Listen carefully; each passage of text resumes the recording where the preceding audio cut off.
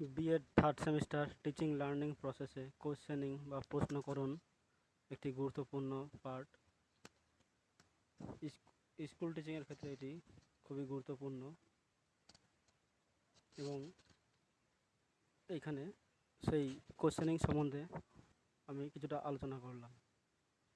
Questioning is a major form of human thought to explore an issue, an idea, or something thought-provoking and develop in interpersonal communication. It is especially the most effective tool for learning, teaching process and classroom interaction. অর্থাৎ questioning বা প্রশ্নকরণ একটা খুবই গুরুত্বপূর্ণ দক্ষতা, মানুষের চিন্তাভাবনা দক্ষতা উন্নত করতে এবং ক্লাসরুম টিচিংকে আরও এবং তাদের ইন্টারপার্সোনাল কমিউনিকেশনকে আরও উন্নত করতে এটি খুবই গুরুত্বপূর্ণ। কনসেপ্ট অফ কোশ্চেনিংয়ের বা প্রশ্নকরণের যে ধারণাগুলি হলো major form of human thought, অর্থাৎ মানুষের চিন্তাভাবনার যে গুরুত্বপূর্ণ,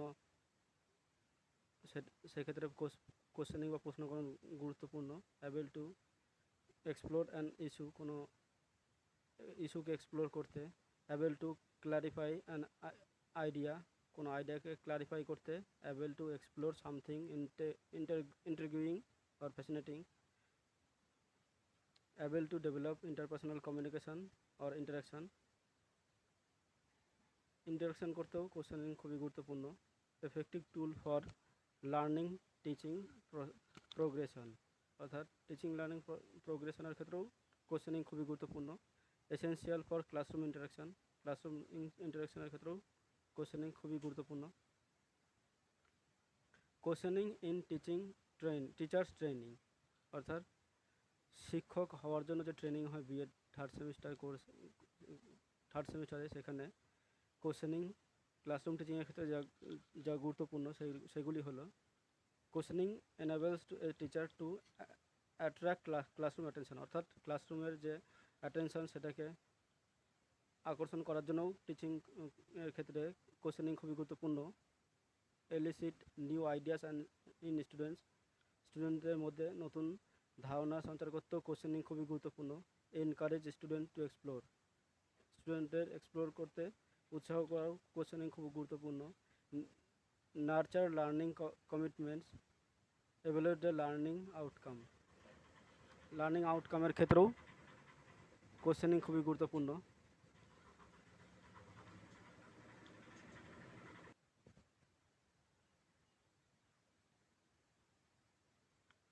importance of questioning in regular ক্লাসরুমের ক্ষেত্রে কোশ্চেনিংয়ের গুরুত্বগুলি হলো: ক্লাসরুম ইন্টারাকশান, অর্থাৎ ক্লাসরুম ইন্টারাকশানের ক্ষেত্রে to motivate pupils provide reinforcement, ছাত্রছাত্রীদেরকে মোটিভেট করতে এবং তাদের রিইনফোর্সমেন্ট দিতে কোশ্চেনিং খুবই গুরুত্বপূর্ণ।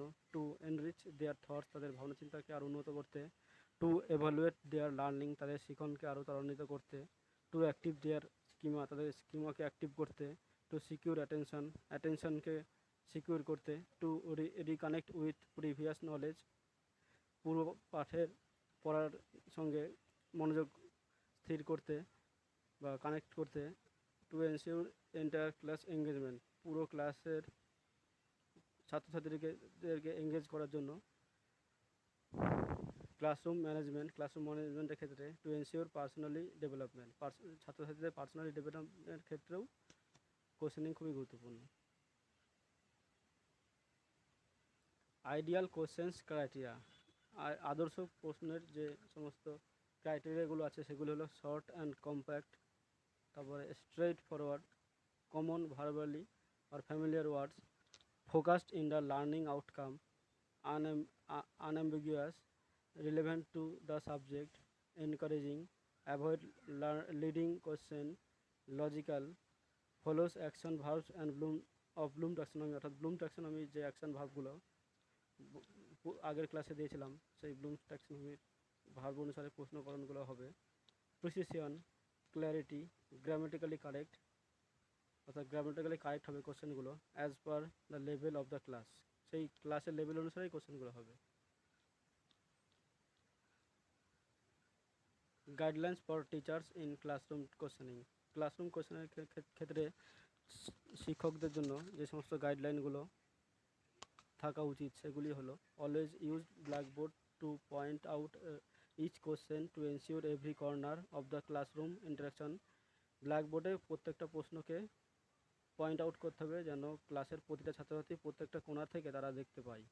Ask question to the entire class, সম্পূর্ণ ক্লাসকে কোশ্চেন জিজ্ঞাসা করতে হবে, কোনো নির্দিষ্ট আলাদা আলাদা করে জিজ্ঞাসা করলে হবে না, কোনো ছাত্রছাত্রীকে সম্পূর্ণ ক্লাসের প্রতি প্রশ্নটা উপস্থাপনা করতে হবে। অ্যাভয়েড চোরাস অ্যান্সারিং, অর্থাৎ সমবেত উত্তর নেওয়া যাবে না, একজন একজন করে জিজ্ঞাসা করতে হবে। কোশ্চেনটা জিজ্ঞাসা করতে হবে সবাইকে একসঙ্গে, কিন্তু সবাই হাত তোলার পরে একজন একজনকে করে জিজ্ঞাসা করতে হবে। আনবায়াস অ্যাপ্রোচ ডিউরিং কোশ্চেনিংয়ে কোনো আনবায়াস অ্যাপ্রোচ থাকবে না। ফ্লুয়েন্সি ইন কোশ্চেনিংয়ের ফ্লুয়েন্সি থাকবে। Handle different situations, no response, incorrect answer, partially correct answer, অর্থাৎ সেখানে নো রেসপন্স বা ইনকারেক্ট অ্যান্সারকে গণ্য করলে হবে না, যেগুলো পার্সিয়ালি কারেক্ট অ্যান্সার বা কারেক্ট অ্যান্সারকেই সঠিকভাবে নিতে হবে। Diagnosis the reason of incorrect response, অর্থাৎ ভুল উত্তরকে তখন আবার সেটাকে ঠিক করে দিতে হবে শিক্ষককে। Always practice to ask ideal question, সবসময় আদর্শ প্রশ্ন জিজ্ঞাসা করা প্র্যাকটিস থাকতে হবে। টাইপস অফ কোশ্চেনের মধ্যে নিড বেসড, অর্থাৎ প্রয়োজন অনুসারে, লেভেল অফ ডিফিকাল্টি বেসড, কাঠিন্য মাত্রা অনুসারে প্রশ্ন, based on classroom situation, classroom সিচুয়েশনের উপর নির্ভর করে কী ধরনের প্রশ্ন নির্ভর করে। বিহেভিয়ারাল অবজেক্টিভ কোশ্চেন, অর্থাৎ বিহেভিয়ারাল অবজেক্টিভের ভিত্তিতে কী কী কোশ্চেন হয়, এবং স্ট্রাকচারের ভিত্তিতে কোন কোন কোশ্চেন হয় সেইগুলোই এখানে দেখানো হচ্ছে। নিড বেসডের মধ্যে ওরাল, রিটেন, অ্যাওরাল এই ধরনের কোশ্চেনগুলো হয় ডিউরিং লার্নিং, অর্থাৎ টিচিং লার্নিংয়ের ক্ষেত্রে। আর রিটেনটা হয় ডিউরিং এভ্যালুয়েশনের ক্ষেত্রে। রিটেন টেস্টের মাধ্যমেই ছাত্রছাত্রীদেরকে এভ্যালুয়েশন নির্ধারণ করা হয়। Types of questioning, level of difficulty base, কাঠিন্যতার ভিত্তিতে ইজি, অ্যাভারেজ, কমপ্লেক্স এই ধরনের কোশ্চেনগুলো হয়। ইজি মানে খুবই সহজ প্রশ্ন, অ্যাভারেজগুলো যেগুলো মধ্যবর্তী, কঠিনও নয় সহজও নয়, এবং কমপ্লেক্স যেগুলো একটু কঠিন। তারপরে types of question based on classroom সিচুয়েশনের ক্ষেত্রে উপর নির্ভর করে যে সমস্ত কোশ্চেনগুলো করা হয় সেগুলো হলো managerial question, rhetorical question, leading question, এছাড়া open ended, close ended, specific question, thought provoking বা প্রবিং কোশ্চেন। এই কোশ্চেনগুলো এত ধরনের হতে পারে ক্লাসরুম সিচুয়েশনের উপর নির্ভর করে।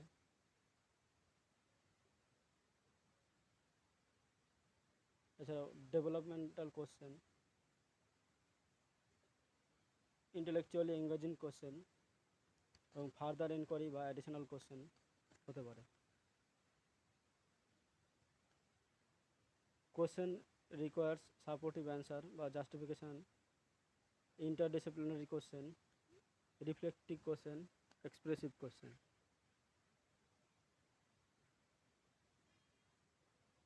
এবং redirected question, hypothetical question, logical and creative answer type question এবং higher order of thinking question হতে পারে।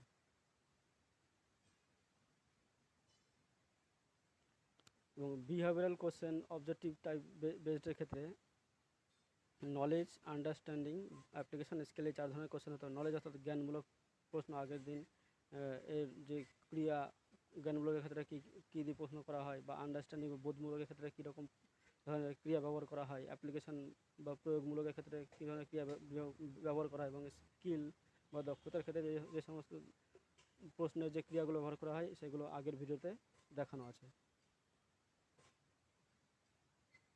4 নলেজ ডাইমেনশনস, এখানে factual knowledge, conceptual knowledge, procedural knowledge আর মেটাকগনিশন নলেজ বিভিন্ন প্রশ্নের ক্ষেত্রে ব্যবহৃত হয়।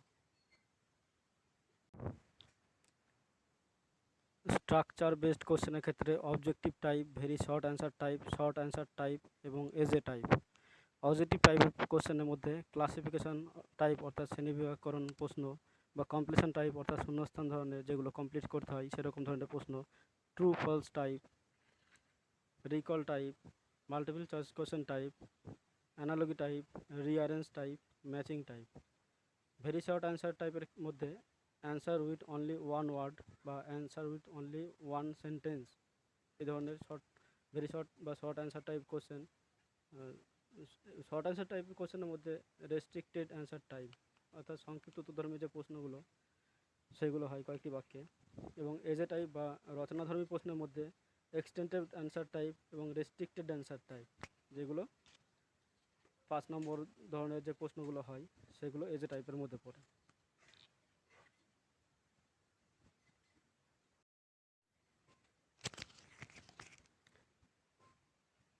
এখানে রাষ্ট্রবিজ্ঞান বিষয়ের দ্বাদশ শ্রেণীর ঠান্ডা যুদ্ধ অধ্যায় থেকে বিভিন্ন ধরনের প্রশ্ন উদাহরণের সাহায্যে বুঝিয়ে দেওয়ার চেষ্টা করেছি।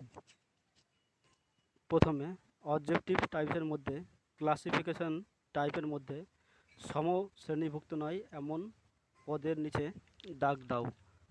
Soviet union, Romania, Bulgaria, France. তারপরে কমপ্লিশন টাইপের মধ্যে ঠান্ডা লড়াই শব্দটি প্রথম ব্যবহার করেন ড্যাশ, এখানে শূন্যস্থান পূরণ করতে হবে। তারপরে ট্রু ফলস টাইপের মধ্যে সীমাবদ্ধকরণ নীতি হলো বিশ্বব্যাপী সোভিয়েত আগ্রাসন প্রতিরোধের নীতি, এটা সত্য বা মিথ্যা সেটা লিখতে হবে। তারপরে রিকল টাইপের মধ্যে ঠান্ডা লড়াই শব্দটি প্রথম কোথায় উচ্চারিত হয়। তাহলে মাল্টিপল চয়েস টাইপ কোশ্চেনের মধ্যে সোভিয়েত ইউনিয়নের পতন ঘটে 1985 সালে, 1991 সালে, 1995 সালে, 2002 সালে। তারপরে অ্যানালজি টাইপের মধ্যে প্রশ্ন চিহ্ন স্থানে সঠিক উত্তর লেখো। বান্দং সম্মেলন যদি 1955 সালে হয় তাহলে জোট নিরপেক্ষ সম্মেলন কবে হয় সেটা লিখতে হবে। তারপরে রিঅ্যারেঞ্জ টাইপের মধ্যে ঘটনা অনুযায়ী পরস্পর সাজাও। কিউবা সংকট, দেতাত, ওয়ারস চুক্তি, মার্শাল পরিকল্পনা। তারপরে ম্যাচিং টাইপের মধ্যে বাম স্তম্ভের সঙ্গে ডান স্তম্ভের মেলাতে হবে। বাম স্তম্ভের মধ্যে আছে পটসডাম সম্মেলন, বান্দং সম্মেলন, প্রথম জোট নিরপেক্ষ সম্মেলন, ন্যাটো গঠন। ডান স্তম্ভে তাদের সালগুলো আছে 1961, 1947, 1945, 1955। এগুলো যার যে সাল হবে সেটা মেলাতে হবে। তারপরে ভেরি শর্ট অ্যান্সার টাইপের মধ্যে answer with only one word, অর্থাৎ এক কথায় উত্তর দিতে হবে। পলিটিক্যাল ডিকশনারি গ্রন্থটির লেখক কে। তারপরে বেলগ্রেডে অনুষ্ঠিত প্রথম জোট নিরপেক্ষ শীর্ষ সম্মেলনে মোট কতগুলি জোট নিরপেক্ষ দেশ যোগদান করে। তারপরে answer with only one sentence এর মধ্যে ভারতে জোট নিরপেক্ষ নীতির প্রধান রূপকার কে। তারপরে একটি পশ্চিমী অর্থনৈতিক জোটের নাম লেখো। তারপর শর্ট অ্যান্সার টাইপ কোশ্চেনের মধ্যে রেস্ট্রিক্টেড অ্যান্সার টাইপ এর মধ্যে জ্ঞান, বোধ, প্রয়োগ, দক্ষতা, এই ধরনের প্রশ্নগুলো আছে, যেগুলো আমি এর আগের দিনের ক্লাসে আমি দেখিয়ে দিয়েছি যে তার যে স্কিলগুলো, কোন স্কিলে কী ধরনের প্রশ্ন হয়, সেই ধরনের স্কিলগুলো জানার জন্য আগের ভিডিওটা দেখে আসতে হবে। তো শর্ট অ্যান্সার টাইপ কোশ্চেনের মধ্যে জ্ঞানমূলক কোশ্চেনে ঠান্ডা লড়াই এর সংজ্ঞা দাও। তারপরে ঠান্ডা লড়াইয়ের উৎপত্তি কীভাবে হয় উল্লেখ করো, এখানে সংজ্ঞা দাও, উল্লেখ করো, এগুলো জ্ঞানমূলক প্রশ্নের মধ্যে পড়ে। ঠান্ডা লড়াই শব্দটি কোথায় প্রথম উচ্চারিত হয়। ঠান্ডা লড়াই সম্পর্কে যে ধারাগুলি উৎপত্তি হয় তা উল্লেখ করো। আন্তর্জাতিক রাজনীতির ওপর ঠান্ডা লড়াইয়ের প্রভাব উল্লেখ করো। তারপরে এজে টাইপ কোশ্চেনের মধ্যে রেখেছি যে এক্সটেন্ডেড অ্যান্সার টাইপ, অর্থাৎ বিস্তৃতকরণ প্রশ্নের মধ্যে প্রয়োগমূলক, অর্থাৎ যেগুলো বাস্তবে আমাদের প্রয়োগ করতে হয়, যেগুলো বুঝে নিয়ে আমাদেরকে প্রয়োগ করতে হয় আমাদের লেখনির মাধ্যমে। ঠান্ডা লড়াইয়ের উৎপত্তিতে জোট নিরপেক্ষতা ও মার্শাল পরিকল্পনার প্রভাব আলোচনা করো। তারপরে বর্তমান বিশ্বে জোট নিরপেক্ষতার আন্দোলনের কোনো প্রাসঙ্গিকতা আছে কিনা সে বিষয়ে আলোচনা করো। তারপরে দ্বিমেরুতা থেকে বহুমেরুতা এবং বহুমেরুতা থেকে একমেরুতা বিশ্ব ব্যবস্থার এই পরিবর্তনের ধারণাটি ব্যাখ্যা করো। তারপরে দক্ষতামূলক প্রশ্নের মধ্যে আছে ঠান্ডা লড়াইয়ের বৈশিষ্ট্য, প্রকৃতি ও উৎপত্তির কারণসমূহ আলোচনা করো। তারপরে ঠান্ডা লড়াই বিবর্তনের বিভিন্ন পর্যায়গুলি আলোচনা করো। তারপর রেস্ট্রিক্টেড অ্যান্সার টাইপের মধ্যে বোধমূলক যেগুলো আমাদের ব্যাখ্যা করতে বলা হয়, এই ধরনের প্রশ্ন মধ্যে আছে এই অধ্যায় থেকে ঠান্ডা লড়াইয়ের উৎপত্তি সম্পর্কে ঐতিহ্যবাহী ধারা, পরিশোধনবাদী ধারা ও ভিয়েতনাম যুদ্ধোত্তর সংশোধনী ধারার ব্যাখ্যা করো। তারপর ঠান্ডা যুদ্ধের অবসানের কারণগুলি ব্যাখ্যা করো। তারপরে আন্তর্জাতিক রাজনীতির ওপর ঠান্ডা যুদ্ধের প্রভাব ব্যাখ্যা করো। তারপরে সম্মিলিত জাতিপুঞ্জের ওপর ঠান্ডা যুদ্ধের প্রভাব ব্যাখ্যা করো। 5 নম্বর সবশেষ প্রশ্ন, ট্রুম্যান নীতি ও মার্শাল পরিকল্পনা সম্পর্কে ধারণা দাও।